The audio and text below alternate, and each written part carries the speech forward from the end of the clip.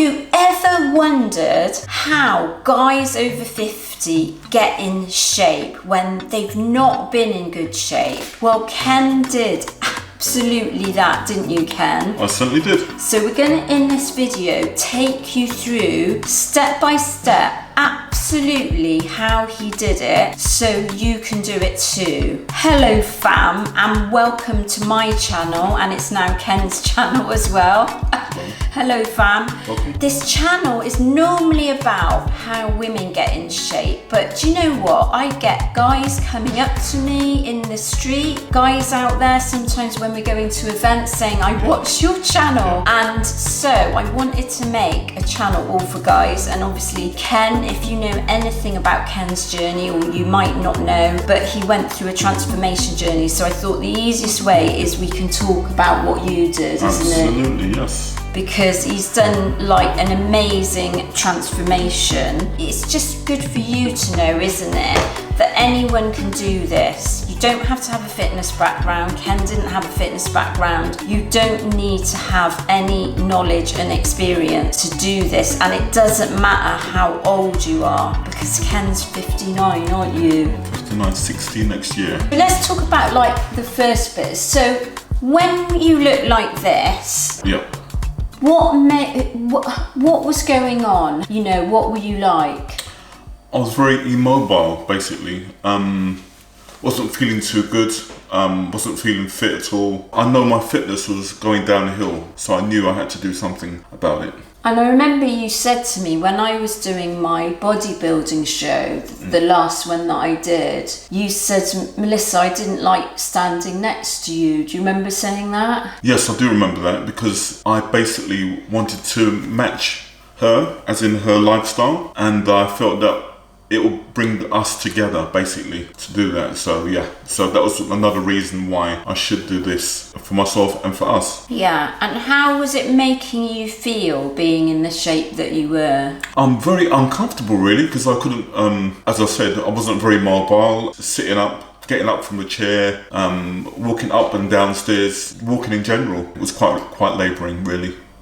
And what was that kind of like for your confidence and stuff then? Yeah, I was always trying to find confidence, even though I was overweight. You know, when you look in the mirror and you try to look slim, so I was making excuses in my mind, but then at some point you have to face reality, really look at yourself in the mirror properly. It was exactly around about 2 years ago that you wanted to make the change, because Yeah. I remember it quite well. We were over in Croatia at one of our music festivals, and Yep. you said, Melissa, I want you to take some photos of me, and you just had like a pair of shorts on. Yep. It's the photo that I showed, and I sort of thought, well, why is he doing this? And you didn't say too much about I it, didn't did let you you, know. at Yeah. the time? So what made you decide you were going to sort of... And then you joined me in the gym, didn't you? You joined me in the That's right, gym this when is- we got back from that trip. So what made you decide to do that? Well, basically, you look so good, and I wanted to, as I said, to match you. It's a lifestyle that I actually wanted, that I did before COVID anyway. I was always going to the gym. I lost some weight, and then COVID came around, gym was closed, so put on the weight, lots of biscuits and what have you. I thought, right, it's time to make the change. I'm 50 odd and I need to make a change. Basically challenging myself as well. I sort of thought when he first started, what was really great about it was I never once said to you, did I? I never once said to you, you need to get fit, you need to change your diet. I didn't say a word, because I think if you're watching this with your partner and you really want them to get in shape, that would be my advice to you. Don't sort of nag them and don't go on about it. But if you're the one that's in shape, then you just model the behaviour, and that's all you need to do. And in fact, that's what you do now with your, what Ken does with his loved ones, I do with my loved ones. We model the behaviour, and what happens is, you know, like my son, he wanted me to give him a training plan, him and his now wife, because they see what you're doing, don't they? Yeah. You saw what I'm doing, and you just want to follow it. So you don't need to go on at them and get, say anything about it, because most people, they've got an awareness when they're not healthy, which you knew deep down, didn't you? Absolutely, yeah. So you don't need somebody to tell you. And I love Ken the way he was, but the thing is now it's less of a worry because he's in fantastic shape. And we're going to go into this, but he's had some medical checks, all that sort of thing. So it's less of a worry now because you're in great health, aren't you? And that's all I want. I don't really care what he looks like. It's just a bonus. He looks great now, but it's more about you care about someone's health, don't you? Absolutely. The first thing that Ken implemented, he joined me at the gym and he was stuck in at the deep end, which was strength training 4 times a week, wasn't it? How did that feel? I struggled at first, we was training in the morning. I'm not a morning person. I generally trained in the evening, so that's when I felt better, but it's taken a while to adjust, but now it's fine. We didn't really do any cardio with Ken. We might have done like 10 minutes and stuff like that was about all. We literally just focused on strength training. So for guys, if you're watching this, and guys often do the same as women, is they think when they got loads of body fat to lose, I need to do cardio, but what you need to do to sort of lose body fat and build up your metabolism, guys still need to do strength training, and it's the same. And when you're over 50, it is going to be a little bit harder to build muscle even as a guy, because your testosterone levels are going down, and naturally you would be losing muscle mass, not as much as women lose a lot more muscle mass, but you had a natural, you kind of broad shoulders, big chest, so he had that in place. And because he had been strength training before COVID hit, hadn't you had a bit of muscle there. So then it was just really setting a pattern, a routine, and structuring the workouts properly. What we do, and we still do now, we still do exactly the same. It's like a bro split. So it's 3 upper body days and 1 leg day. And now you might say, well, shouldn't you do 2 leg days? Most women and sometimes men, I would give them 2 leg days, but my legs are really well developed and pretty big. And sometimes it suits some guys just to do 1 leg day, because what we do on our leg days is we absolutely smash it. We certainly do. It's really hard, so you can't walk again. So then you've got that whole week to recover, and then we do 3 upper body days, usually a push-pull split, and that's what we do. And you did that pretty much for 5 months, didn't you, before we implemented anything else? At first it was quite uncomfortable because you not only can't walk properly, and but sitting down is a bit of a hazard as well, but you get used to it and your muscle adjusts to that, and obviously you've got to keep pushing yourself, and it comes back and forth, and just keep going really, and you just improve yourself. And what we did is he had some stuff that was scaled back initially, but quite quickly he got to sort of the same level as me, because I tend to be doing a much more advanced lifters style of training. The way the sets and the reps are structured, there's lots of supersets, there's lots of drop sets, there's like 5-set pyramids, that kind of thing. And so it was quite challenging for Ken at first, but he quickly, after a couple of months in, he was sort of catching me and kind of overtaking me really. So because guys are generally stronger than women on most of the lifts, but probably on the legs we're about matched, aren't we? Yeah, that's right. Yeah. One thing you must remember, when you first start, an hour is a long time. It feels like an eternity. But as you do it, an hour is nothing now. Once you get to where you're going to, it becomes easier. Hour feels like absolutely nothing to me now. Yeah. So then the next thing we implemented, so he did that for 5 months, and we didn't really worry too much about food, but I think you were sort of watching what you ate, but we didn't do any of the protein stuff that I recommend. So for guys, it's the same for women. You're looking at 1 gram of protein per pound in body weight. So for somebody like Ken, he needs to be taking in 200 grams of protein per day. So I wrote him briefly a sort of like nutrition guide, like a meal plan, and he started eating off that. And you said you sneaked in some cakes, didn't you? Oh yeah. Nobody's perfect, as we know, but at first I was sneaking off to the bakery, putting them in my pocket and sitting down, eating two with a cup of tea. Memories, sweet memories, literally sweet memories. Because you were probably addicted to sugar, weren't you? That's right. But then you learnt quite quickly how sort of fueling your body correctly was going to be the way forward, isn't it? If you want results, then you have to stop certain things, and that's what I stopped, and I've got the results. Nobody's perfect. Sometimes you fall back one day, but at least you hold yourself to account. Absolutely. And then I think another thing that guys say to me, or certainly the ones that I see in the gym, they go, oh, I should be on keto. I've got my best results from keto. Or they might think that they've got to starve themselves again. But of course, if your goal's to build muscle, because muscle's the thing that's going to help your body metabolize fat, you don't want to be starving yourself, but it's eating. What would you say about that then? What you're eating now? Yeah, I mean, I'm not missing anything.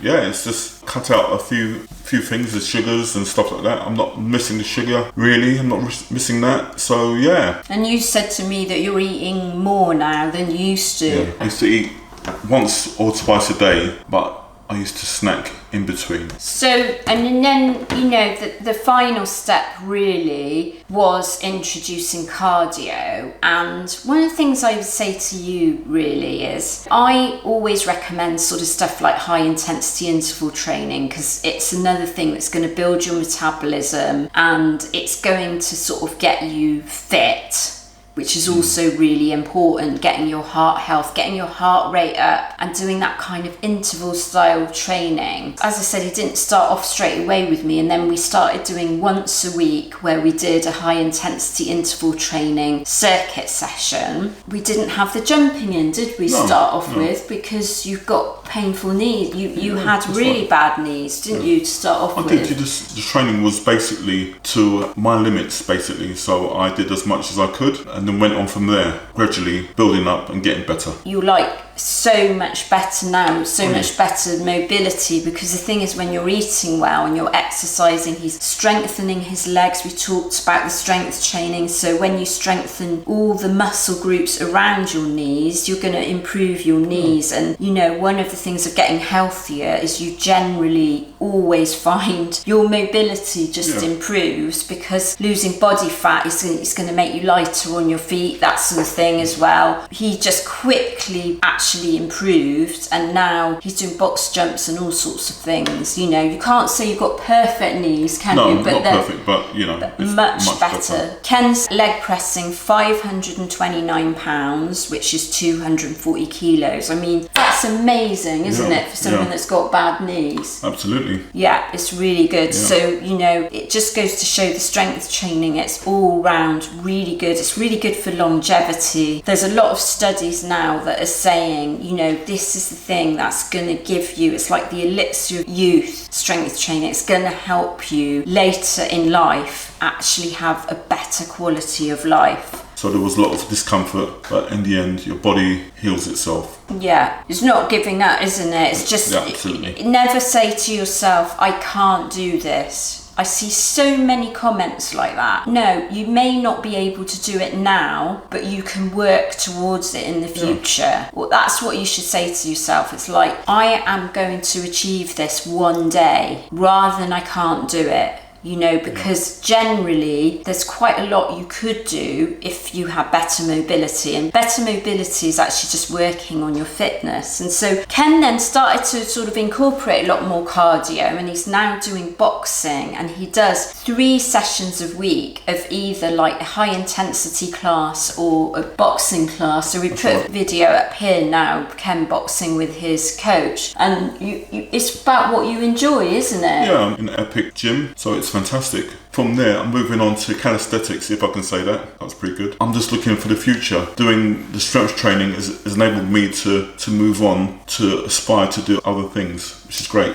Yeah, and what I think the thing is, the message is about your cardio is actually do what you enjoy doing. So for some people, it could be like, I'm going to get out walking, then to progress it up, walking with a weighted vest. incline walking, that kind of thing. For other people like Ken, it's boxing. Do what you enjoy and what you can stick to at the long term. For Ken, going on a machine in the gym, he hates it. So there's no point in giving him that because it's really hard to stick to. But if you say to him, go and do a class, like a boxing class, he loves it. So it's about doing what you enjoy, isn't it? Absolutely. What works for you. Do what works for you. The other thing to say is working out with a partner. Working out with your partner is absolutely transformative. So it's not only benefited him, and of course he's benefited from my sort of knowledge and experience, and fitness is my business after all, but also what was really surprising for me is it actually benefited me. So I've become stronger. I've visibly put on more muscle since I've been training with Ken, because he spots me, he helps me get the weight up. If it's like an overhead press, he'll start me off at the top of the movement, so it enables me to lift like a heavier weight, and he's always there to spot me or help me if I'm struggling. So what that does is it gives you confidence to go heavier. So working out with a partner can be really, really transformative, because you've always got your training partner there, unless one of us is sick or something, they're always there. So you've always got someone you can rely on that you're accountable to, but also it's going to just challenge you and bring your fitness on a little bit more. And if we go out for meals, or you might have seen our grocery haul videos, we do all these things together. So we're not going to buy the food that doesn't help us reach our goal. We buy food together, whether it's eating out, whether it's getting takeouts, whether it's going to grocery. We buy the food that's going to help us reach our goal. We do have kids, and we have to buy things for them that we don't necessarily want to eat. But other than that, we stick with what we know will help us reach our goals, and that is so much better. Because I used to cook separate meals from you, didn't I? Yeah, you did. Yeah. Had to eat separately, so we can eat together now, which is just amazing. I think you should find times for your friends to go to the gym, and find time to go to the gym with your partner. Yeah. It's very important. If you're lucky enough to be in a relationship, and not everybody is, so I totally get that, and I trained for years on my own, and no one wanted to train with me because I think they were scared, so I just used to do it on my own. But but if you're lucky enough that you've got a partner, do train with them if you're a guy watching this, or if you're a woman watching this, and sometimes women can be a bit reluctant to sort of get in the sort of free weights area of the gym. And if you're a guy and you've got a partner and you're watching this, just encourage them. Women are really fearful of going in the gym. I'm not one of them, I must admit, but I know that they are. And so if your partner feels more confident and you're a guy and you just sort of think, I'm okay with getting in the gym, because the gym's for everyone, it's not just for people that are fit, it's for everyone. You can encourage your partner to come in with you. She's more likely to do it because you're there, because it's not so scary, because otherwise for women it's very intimidating. It'll be a good test for a new relationship as well. Do I lie? No. It would be a good test. First date maybe. I'm joking. Yes. Maybe. You never know. You never know. Yes, you find out a lot about someone if you go on a date with them in a gym, I can tell you. You find out an awful lot more than you would just sitting down for a drink, I'm sure. And then it avoids that awkwardness where you don't know what to say, isn't it? And you're helping each other. Yes. There you go. If you want something that's got all this covered, we do have a couples program. So I'm going to put the link in the description, and I'm going to put the link here as well. Do take a look at that, because it's got the nutrition for men and women. It's got the workouts that you can do together. It's like a complete 16-week program that's got everything covered, all inside my iPhone and Android app, so it's really easy to follow. So how do you feel now that you've made that transformation? How has it made you feel? I feel amazing. I feel a sense of youth, but most importantly, it's how other people's perception towards me and coming up to me and saying, oh, you look amazing, you look much slimmer, you look younger, and they can't believe my age, which is them telling me that. So I'm doing something right. Yeah, and then because some of the problems you sort of said were like your pain in your body, how you felt unhealthy. Yeah. What's happened about that? Yeah, especially my knees. Just walking generally down the road was quite painful at times, but now it's all good. I'm loving life. You know, it's great. Yeah, looking forward to the rest of my life. So I hope that inspires you, if you're a guy and watching this, that you can do this. I hope you don't mind saying, but nothing extraordinary. I'm nothing extraordinary either. We're just normal people that don't have a fitness background. And so if we can do it, anyone can do it. And it's pretty much the same for guys as it is women. The only thing is, you're talking about guys normally need more calories, and that's all it is. So when you're thinking about meal plans and all that sort of thing, your macros, which is your balance of protein, carbs and fats, men generally need to eat more energy because they weigh more. They've naturally got more muscle on them that's going to burn more calories. So it's really important sort of not to starve yourself, but that's the only difference. But the key elements, which is the strength training, that's the high protein nutrition, it's some sort of cardio, hopefully high intensity interval training. The key elements are literally the same.